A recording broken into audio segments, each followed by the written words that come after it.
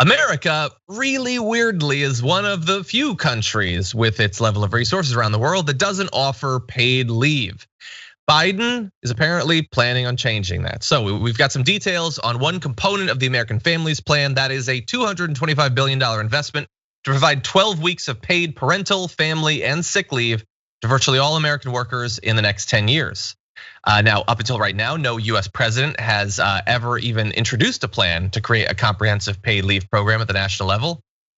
I feel like it's worth pausing on that sentence. Like, they didn't do it under Obama.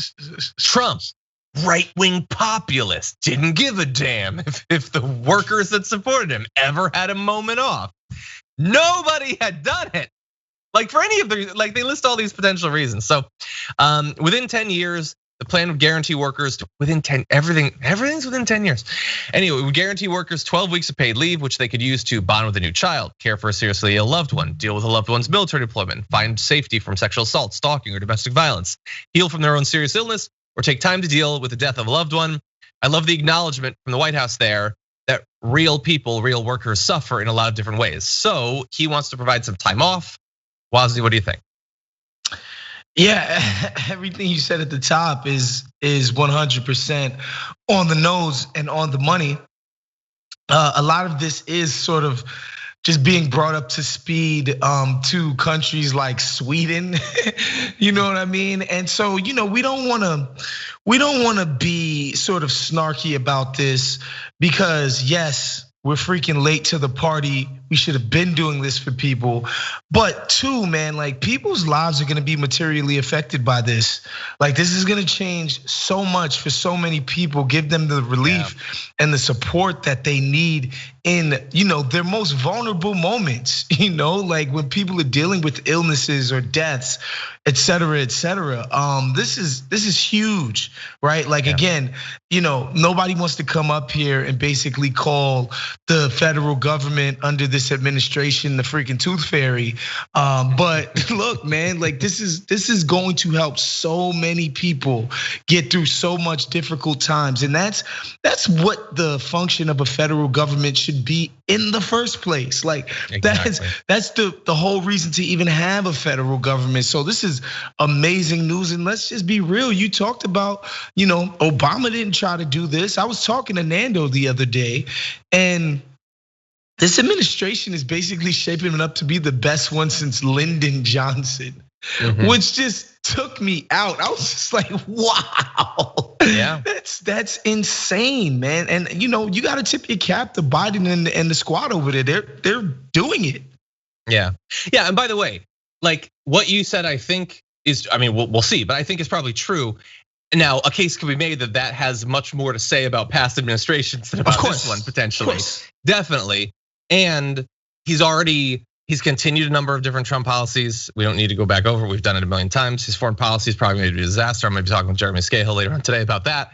But that said, he is doing things that they didn't try to do under Obama.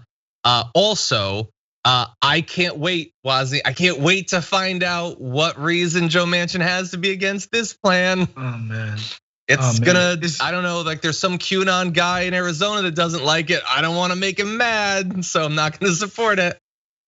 It's and the funny thing is, with a lot of these social welfare sort of safety net policies, we know why they wanted to be smaller or against it. It's because our overlords often use these things as bargaining chips against us.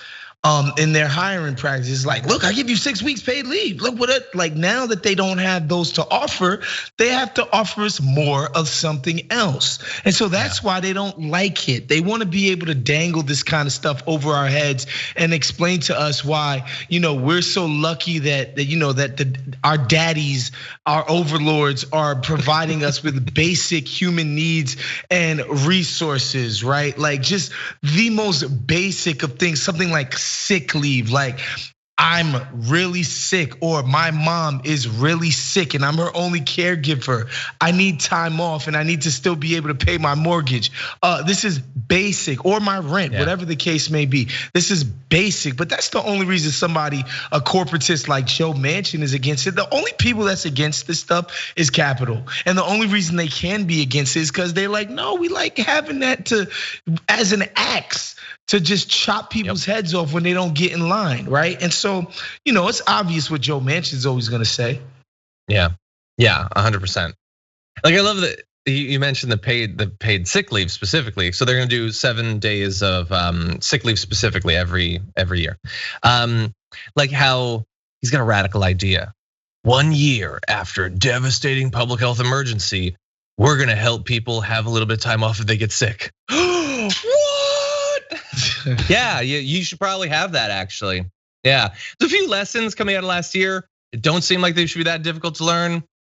Turns out the unemployment system's a complete disaster. We should do something about that. Turns out that tying someone's health insurance to employment is really bad when a crisis can wipe out both of those things simultaneously.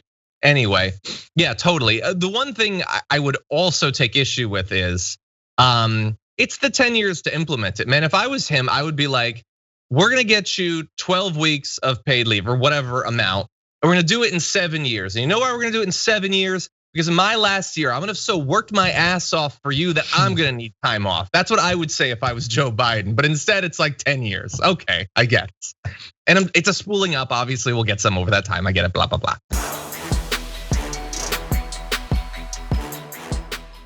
For more political news breakdowns, interviews, stories of activism, and me trying my hardest to care about the occasional big celebrity news story, subscribe to our YouTube channel at youtube.com/thedamagereport. And you can ring the bell wherever it is so you don't miss anything.